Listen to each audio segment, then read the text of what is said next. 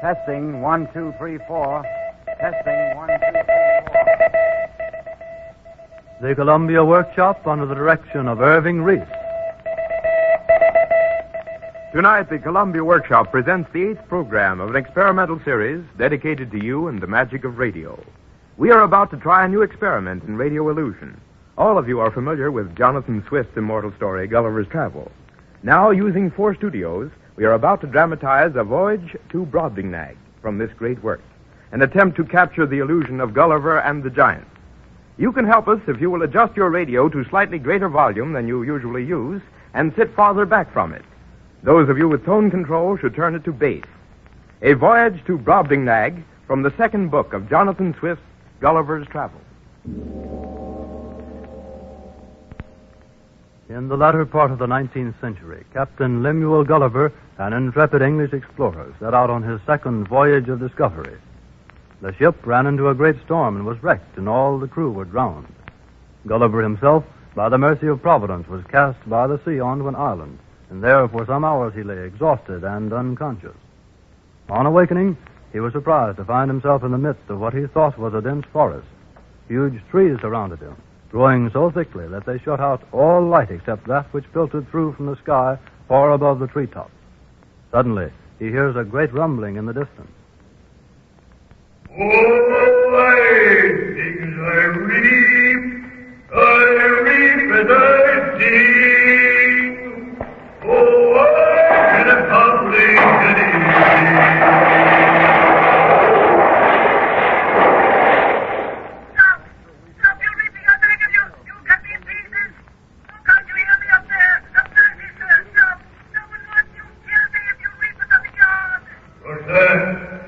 I thought I heard something squeaking. It's me, sir. Down here at the roots of the corn. Don't you hold your head on me. Look down. Look down to the ground. Yes, the squeaking. Let me see. Well, by thunder, a flea. A squeaking flea. I'm not a flea. I'm a man like yourself. But I'm only 6 feet tall. Do not harm me, please. I'll do anything you ask of me. What is this? It's bowing down before me. Truly a well-trained flea. I'm not a flea. Where's it got to? Oh, there it is. Why it had only 2 legs. I've never seen a flea with only 2 legs. And now it's standing upright. Well, by the eternal sea, it's fashioned like a man. Pick me up. Pick me up. Can't you hear me? Pick me up. Pick me up. Did I hear it say, pick me up? I must be dreaming. It talks. I'm suffocating among the stalks down here. Pick me up. All right, little flea, I'll pick you up. There you are. Do be careful, sir. Oh, you crushed me between your thumb and forefinger. Put it to my ear. Perhaps I can understand what it is saying. Oh, thank you. Sir, thank you. But I'm afraid you're crushing my ribs between your fingers. Put me in the palm of your hand. Put me on the palm of your hand. Yes, I can understand every word. This is most wondrous. All right, little flea, there you are. Please be careful not to let me fall. Oh, I'm 60 feet from the ground. I most assuredly break my neck. Whoa! 60 feet from the ground, listen to it. Why, you're not more than 3 feet from the ground. Where I come from, our distances are in proportion to our size. Where you come from? You mean to say that there are more like you? Yes, indeed. Over the sea there are millions of us. Some even smaller than I. That is beyond belief. But I will take you and show you to my wife. She'll be much amazed. Oh, why, look what I found. A talking flea. A talking flea. What do you say you have there, husband? A flea? How long have you been so fond of little fleas that you must bring them into the house? Come inside. I'll put it on the table. You shall hear it talk. Talk? A flea talk? What nonsense! Come in, wife, and shut the door. That's right. Now sit down and look at it closely. Why, mercy on me. It's shaped like a human being. That's not all. It talks like one. Little please say something to my wife. I am your most humble servant, madam. A perfect mimicry in every respect. You taught it to memorize the words, husband, and repeat them like a parrot. No, I assure you, it speaks of its own accord, and I think it has a slight measure of intelligence. Gracious lady, I was shipwrecked and cast up on your hospitable shores. Your husband found me lying in the cornfield. I'm very hungry. Will you not give me something to eat? Certainly. You shall share our dinner with us. And then you must tell us of your country. Take it away! Or take that huge beast off the table. It will eat me up. Do not be afraid. It is only our little kitten. He won't harm you. He's very gentle. Very gentle. Let us have some dinner, wife. I will bring it in directly. The baby has awakened. Well, take it up and soothe it. There now, what's the matter? Oh,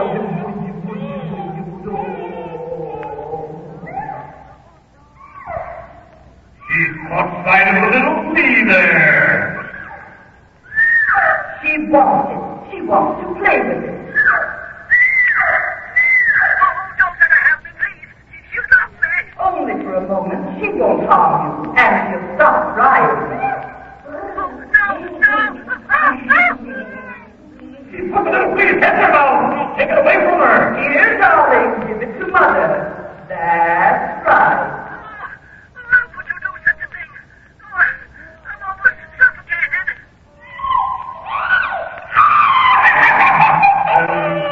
Give the child a cracker. Perhaps that will pacify it. Take your apple, darling. That's a good girl. Where's our daughter, Brobdingnag? Let her come in for dinner. She's outside. Will you go to the door, husband, and call her?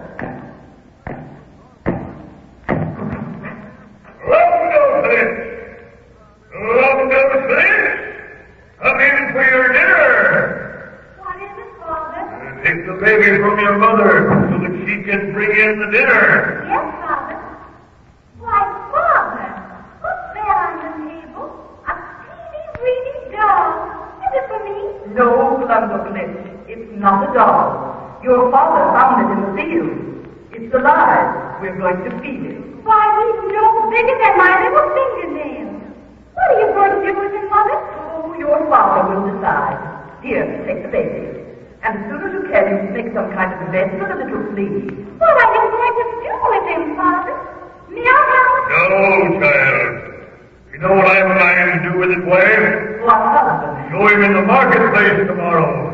He'll be the most amazing sight for the farmers around here. And then I'll take him to all the towns and cities in Brobdingnag, to the farthermost reaches of the country. He'll make a fortune for us. Yes. We'll take him all over the country. He'll make us rich.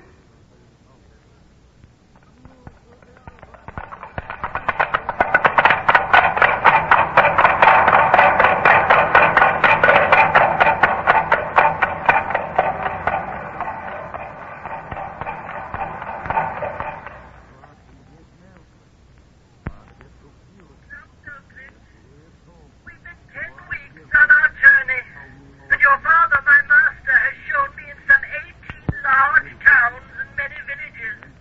I'm sick through. I'm afraid he doesn't consider my limited strength. I'm sorry, little Gulliver. I've made them fall as many times as I could by pretending I was tired. Your horses are the size of 5 elephants, and they take such huge strides that they jolt me to death almost. I wish I could help you, little Gulliver, but my father's in great haste. He has seen that you are sick, and he's bound to show you before the king and queen of Marlborough. Before, well, before it is too late. Where is Lord Brobdingnag? It is some 10 of our miles from here. It's the capital city of Brobdingnag, and the name means pride of the universe. I'm walled to a skeleton and can hardly stand. I'm no sight for a king and queen. Well, I'll talk to my father about you, but I don't think he'll listen to me. He's amassed great wealth from showing me. It's not to his interest to let me die. But he's not as fond of you as I am, Gulliver. But if he attempts to take you out of Longwood without giving you a long rest, I think I'll sleep with the Queen for you tonight. Thank you. Thank you. We must go on, daughter. But I'm still tired, Father. You tire too often, London Flitch. We must be off to show Gulliver to the Queen.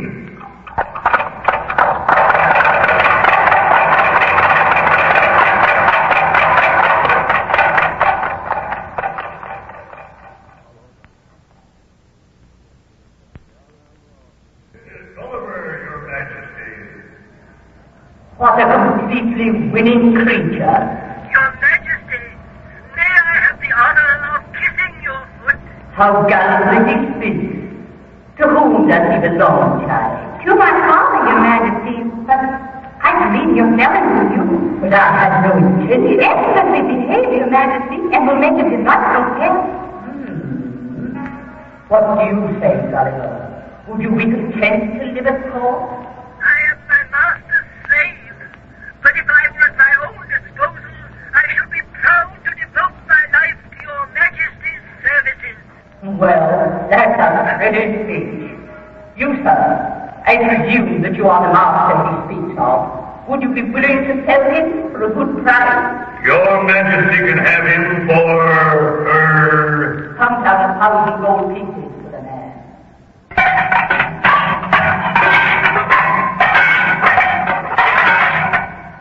Oh, thank you, Your Majesty, thank you. I hope you will not think it forward of me and ungrateful, but, But what? my nurse, Trundleglitch, has always attended to me with such care and kindness. If only it were possible for you to admit her to your services. Of course. You will live in the palace, child. I'm sure your father would have no objection. Not Your Majesty, not whatever. Very well, Trundleglitch. That is your name, is it not?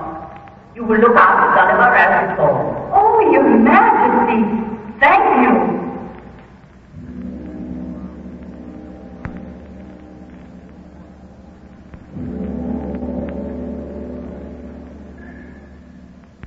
Bring in the 3 wise men.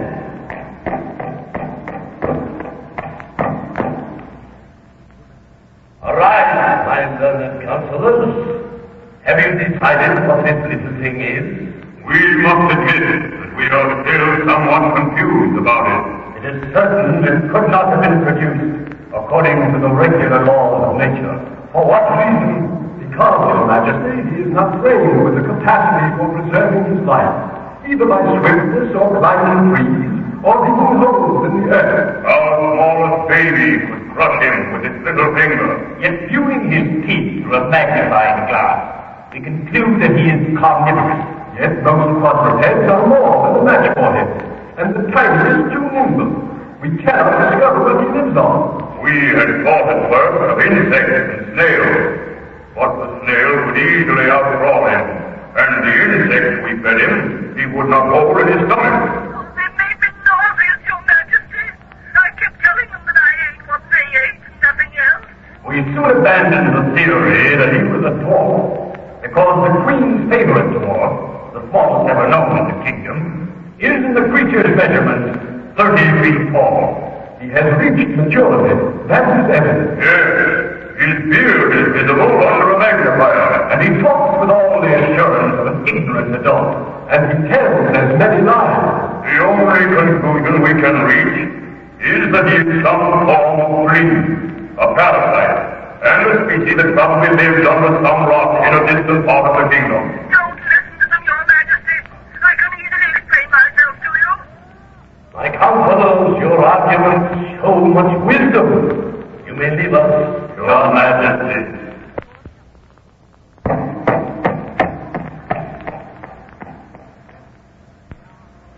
Now that they have gone, what do you say, Gulliver, to all their talk?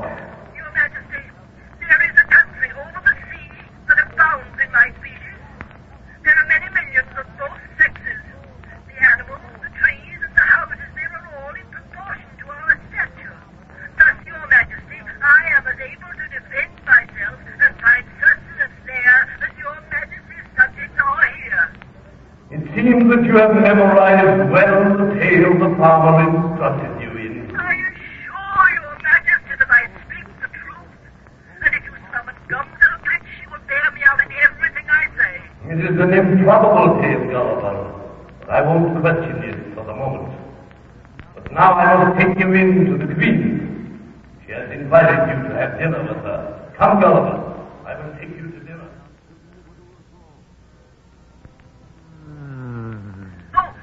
Save me, Your Majesty! Are all the people of your country as great cowards as yourself, Gulliver? Those common flies will not harm you. I am sorry to betray such fearfulness, Your Majesty, but they keep flying above my head. And down on the table here, they're a monstrous and loathsome sight. I've never heard a simple fly so described. Well, Your Majesty, it's easy for me to see that sticky substance on their feet that enables them to walk upside down on the ceiling. What wonderful eyesight you must have. But here, let us see your balancing trick on a grain of salt. Oh, certainly, Your Majesty. Bravo! Well done.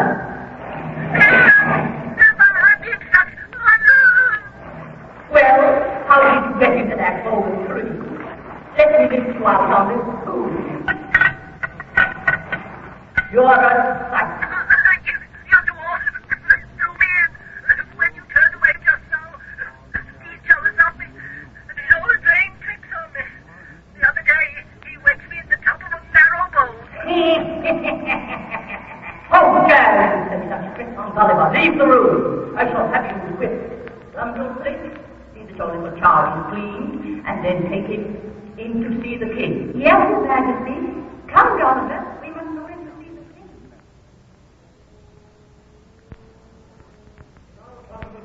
Gulliver, you make frequent mention of war in your part of the world. Truly, you must be a very quarrelsome people. We do not think ourselves quarrelsome, Your Majesty. We merely protect ourselves against enemies. Even little things like you have enemies, then. What enemies? Wild beasts? No, Your Majesty. Ourselves. We fight among ourselves. Even as you keep horsemen to defend your person against self-seeking nobles that would take your power from you. There is a measure of sense in that. You must lose many horsemen. You are fighting so frequently. We seldom lose horsemen, Your Majesty. We have a better method of fighting. A better method? What is it? You've been very kind to me, Your Majesty, and I am grateful. In return, I can do you a slight favor. That sounds amusing. What is it? I can make you absolute master of the lives, liberties, and fortunes of your people. I assure you, little Gulliver, that I have no wish to be so. But there is so much impudence in your proposal that I am curious to hear it. 300 or 400 years ago, in my country, a man discovered a way of making a certain powder that, touched with even the smallest spark, would fly up in the air with a noise greater than thunder. That is very interesting. For what purpose do you use it? Rammed into a hollow metal tube and set off, it will drive a ball of iron with such violence that nothing can withstand its force. With proper equipment, it's possible to batter down the strongest walls, sink ships, and destroy whole ranks of an army at one time. That is amazing. Give me leave, Your Majesty, and I will direct your workmen in the making of this powder. With its help, you can destroy the whole metropolis if it should ever dispute your command. Then listen to me, you creature of spite and bloodshed. I am filled with a bitter wonderment that so groveling an insect could entertain such inhuman ideas, and appear so wholly unmoved in telling of such scenes of desolation and carnage. I am deeply sorry to have offended your majesty. You have reason to be. Some evil genius brought the help upon me. I would rather lose half my kingdom than be privy to such a terrible secret. And so, as you value your life, never mention the matter to me again.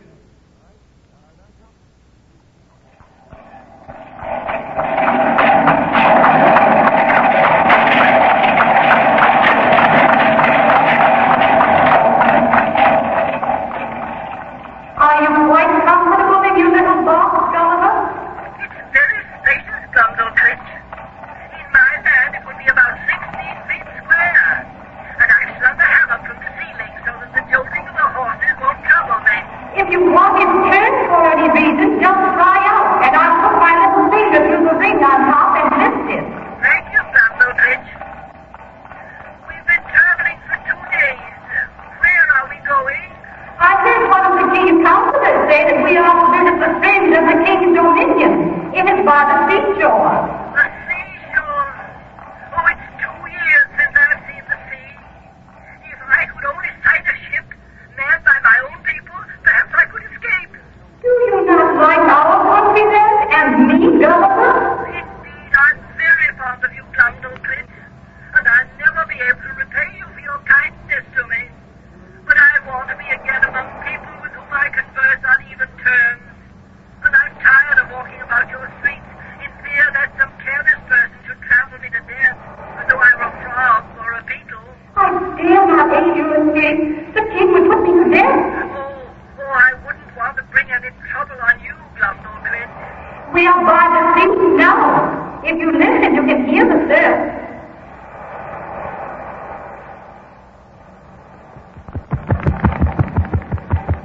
I also hear a great commotion, like the sound of wings. 3 eagles are flying overhead. They look very fierce. Shoo! Go away! Shoo! Shoo! Oh, help! Help! They're trying to take away! Brobdingnag, they're lifting my rope. Help me! Help me! They're dropping and Gulliver will be killed! Oh, call the king! Call the king! Oh, Gulliver!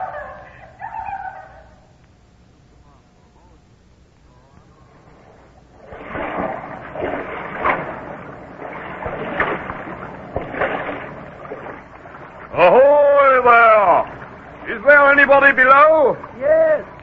Let me out of this dungeon. I've been floating on the sea for a month, it seems. We'll have you out in a moment. I've ordered the carpenter to saw a hole in the roof. Oh, that's needless. It will take up too much time. Let one of the crew put his little finger into the ring on the top of my box and lift me onto the ship. His little finger. Your troubles have gone to your head, my friend. It would take 50 men to lift you by that ring. Where am I? Alongside the Valiant and speaking to her captain, Thomas Wilcox. I am an Englishman. Where are you bound? Where are we bound?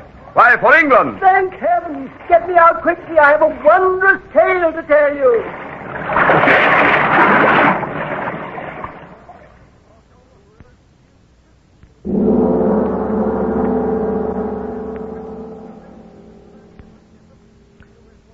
The Columbia Workshop has just presented Leopold Proser's adaptation of A Voyage to Brobdingnag from Jonathan Swift's Gulliver's Travels. We hope we succeeded in creating for you the illusion of Gulliver and his sojourn in the land of the Brobdingnagians. The Workshop, believing you may be interested in hearing the contrast between these special effects and normal pickups, has prepared a demonstration for you. First, let us show you a normal studio pickup of Ray Collins' voice reading some of his lines as the farmer Brobdingnag. And while he is talking, we will switch to the enlarging studio. What is this? It's bowing down before me. Truly a well-trained flea. Where has it got to? Oh, there it is! Why, it has only 2 legs. I've never seen a flea with only 2 legs. And now it's standing upright. Well, by the eternal the sea is fashioned like a man. Did I hear it say, pick me up? I must be dreaming. It talks. The enlarging was accomplished acoustically by letting the amplified voice bounce around a large hall before you heard it. It was necessary, however, to reduce Gulliver's voice and make him seem tiny, just as it was necessary to enlarge the giant's voice. So the reverse had to be done. We will let you hear Gulliver read some of his lines on a normal studio pickup, and then switch to the reducing studio.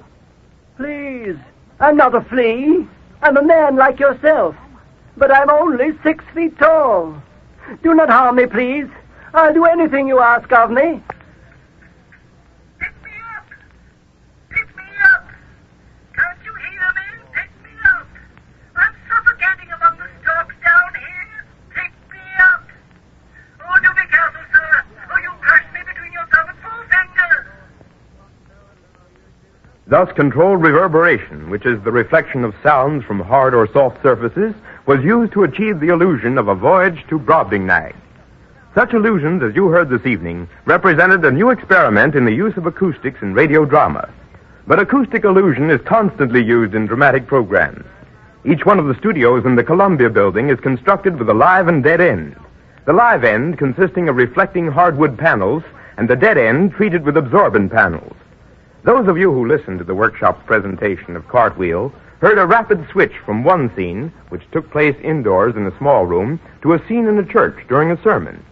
Now, this was accomplished by having the microphone for the small room in the dead end of the studio, and the microphone for the church scene in the live end. Let us demonstrate. 2 of our cast will read some lines for you, one close to a microphone in the dead end, and the other about 10 feet away from a microphone in the live end. Listen. This is the dead end of the studio. I am speaking about 1 foot from the microphone. The scene is supposed to represent the interior of a small room. This is the live end of the studio. I'm speaking about 10 feet from the microphone. The scene can represent a large auditorium, a church, or any large room. Having a live end and a dead end, you may wonder why it was necessary to use 4 studios for a voyage to Brobdingnag. Microphones do not discriminate between sounds. If Gulliver had been in the same studio with the Brobdingnags, his voice would have been picked up on their microphone, and consequently would have sounded like a giant's too. It was therefore necessary to have complete isolation for the Brobdingnags in order to enlarge them, and vice versa for Gulliver. This concludes our presentation for this evening. We would appreciate your letters telling us if you like the illusion in A Voyage to Brobdingnag from Gulliver's Travels, and also whether or not you are interested in the technical demonstrations explaining the techniques.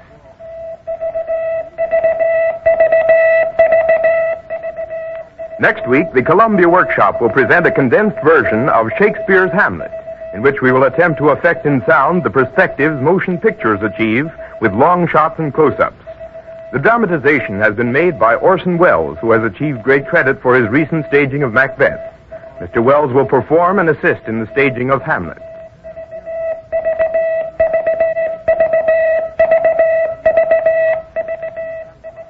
The Columbia Workshop is directed by Irving Reese. Alfred Spann assisted as technical director.